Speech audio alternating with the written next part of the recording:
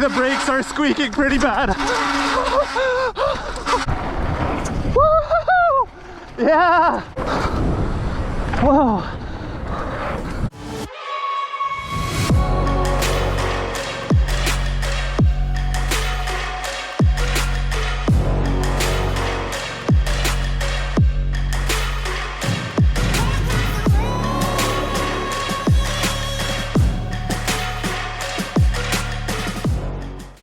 This is the 2002 Norco Launch, and beside it, a 2024 Transition TR11. And we are at Mount Prevost, a place famous for its downhill trails, and we are going to do a ride comparison, testing each of these bikes against each other, and at the end we are also going to do a timed downhill lap. Let's get into it. Now, before we get into riding the bikes, I want to tell you a little bit about them and some of their differences. So this 2002 Norco Launch is actually the same model bike that I owned when I was a kid, and I even rode this bike at Mount Prevost. And I'm going to post up a couple pictures here of myself riding this bike, although I had it in orange. This bike is a aluminum frame bike. It is 26-inch wheels front and back. It's using 6 inches of travel on the front, and it's got adjustable travel on the back of up to 5.25 inches, and that's what we have the setting in right now. I've put on some clip-in pedals. That's what I also used in the past, and that'll give me an easy comparison between the two bikes. It is clocking in at 39 pounds, which actually isn't too bad for a bike of this age. Now, moving over to the Transition TR11, this is my current downhill bike. So it's a modern downhill freeride bike. It is also an aluminum frame, but it's clocking in at 34.5 pounds. It uses a 29-inch diameter wheel on the front, a 27.5 diameter wheel on the back, so that's known as a mullet setup.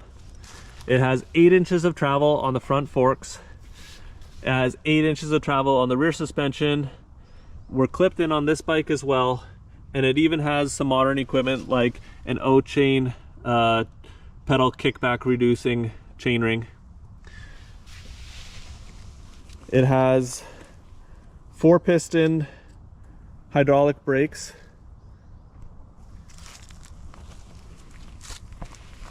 So that's the two bikes.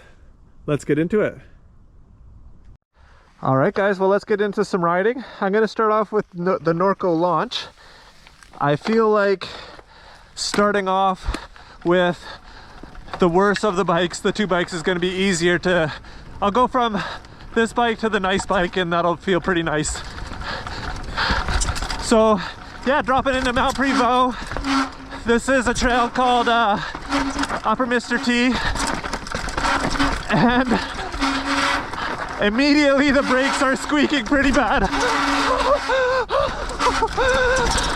Oh my god. Okay, so the front end is definitely bottoming out. Oh, this is not smooth at all. Well, the back suspension feels kind of smooth, but the front, okay, I'm gonna go around the big drop, but the front suspension, I can immediately feel that's bottoming out. It's only 6 inches of travel. Well, actually 6 inches is decent, but it's been bottoming out. Yeah, dude. Thanks, bro. Yeah, dude, how was it? It's bottoming out at like 4 inches of travel. Yeah. I think 6 inches would be like there, and 7 is like the full stanchion. Yeah. So something's going on with the front fork. I feel like it's got too much oil in the inside, the lowers. Yeah. So it's like hydro locking. Huh. The tires are nice and smooth, semi-slick, fast rolling. Hooks for the corners. Yeah. All right, let's keep her going. So, whoa, jump coming up.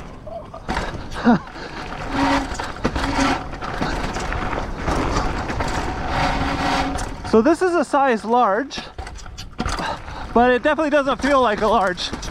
And my current modern bike is also a large, but the sizing is totally different. Big gap. I'm definitely not trusting this bike enough to go off that gap. So the things I'm feeling, it's bottoming out on the front fork constantly. I'm hearing a lot of noise. It's definitely a rattly bike. Oh yeah, inside line. Thankfully, today, the conditions are actually pretty sweet up here. This is not the kind of bike that I would want to use in the wet up here on Prevost. Especially because these tires are pretty worn out.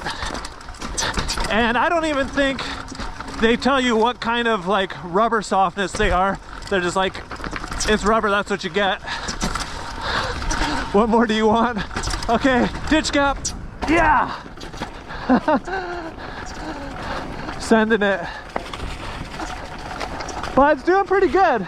I'm actually fairly impressed with it.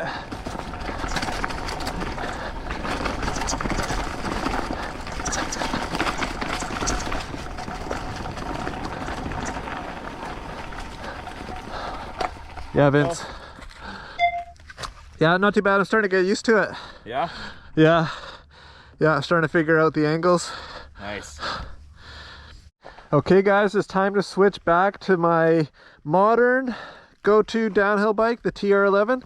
So we're gonna do a quick little warm-up lap section before we do a timed run on this bike. Just get back to the feeling of it again. And damn, it feels pretty plush. Whew.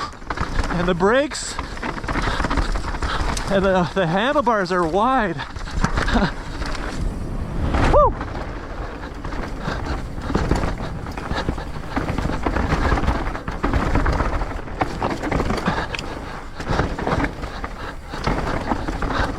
Wow, yeah, I think that's the biggest thing is the handlebars feel very wide coming into the drop.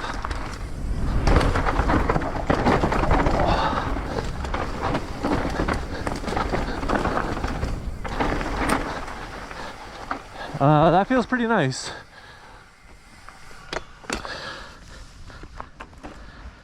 All right guys, so now we're going to start with the timed runs. I'm going to be basically timing all of Mr. T on both bikes, starting with the Norco Launch. 3, 2, 1, drop.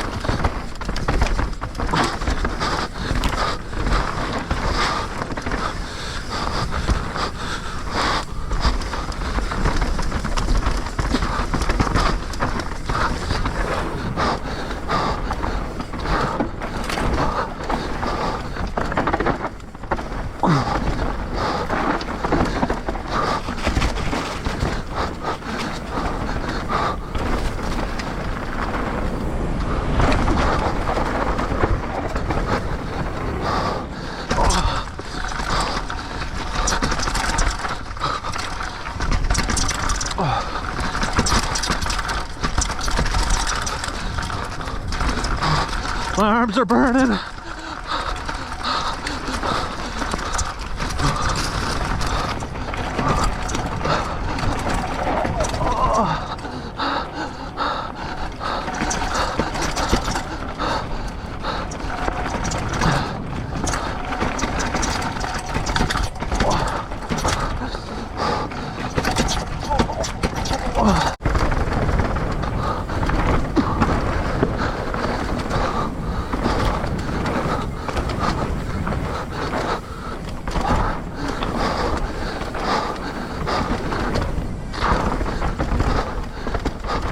and finish. Woo! Oh, gears are skipping. Oh.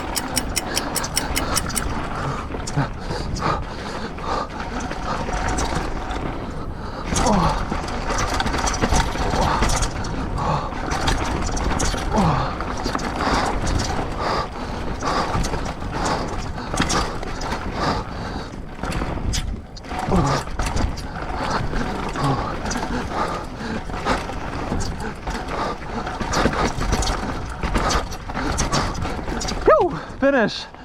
Oh, all right. Well, that wasn't too bad. I had to take some go around lines. I just didn't trust this bike to hold on to some of those faster straight lines, and that was pretty fun. So now I'm gonna, yeah, dog. Yep. Okay, following Vincent, not for long, but gonna try and get some jumps on lower Memphis.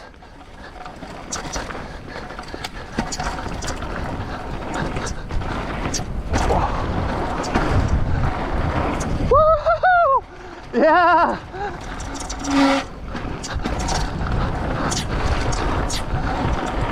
Whoa! Yo! Woo-hoo-hoo! Case on that one, but woo! Yeah.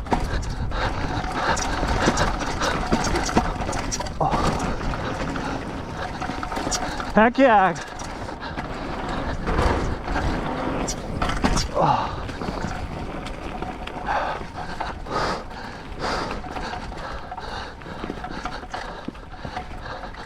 That was mint, guys. Sending it. 22-year-old bike, $300. Yeah, dude. Yeah, boy.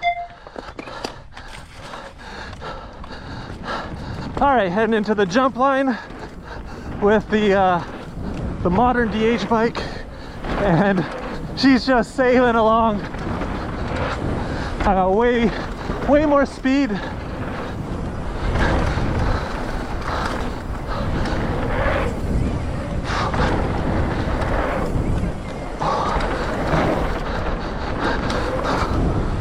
Whoa, yo. Yeah, I think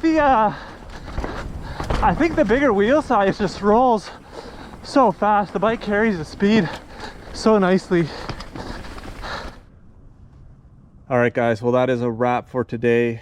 It was super fun pulling out the Norco Launch and experiencing these trails on a vintage downhill bike like that. That was quite an experience. Having said that though, there's nothing quite like a modern downhill bike. The trails are faster, the jumps are bigger than they've ever been before, and I think I'll be pulling out the modern downhill bike a lot more often than I'll be pulling out the Norco VPS. But let me know what you guys think. Would you ever want to try to ride Mount Prevost or your local downhill spot with a vintage downhill bike like that? Let me know in the comments. I hope you guys enjoyed this episode, and if you did, click the like button, click subscribe, and I'll see you next episode.